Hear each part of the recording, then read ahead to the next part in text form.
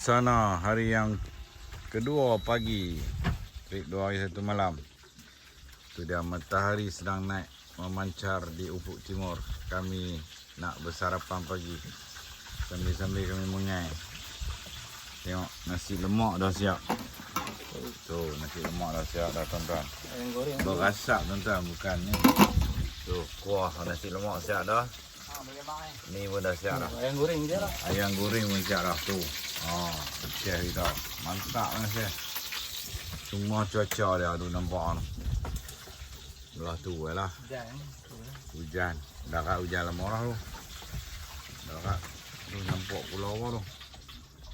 Pulau dok-dok ah. Kapal ni parking dari semalam ni tu. Tak jalan-jalan dia buat port tu. Lepas dia cari minyak kot tu. Lepas ni buat pelantak minyak kot ni. Apa dengar?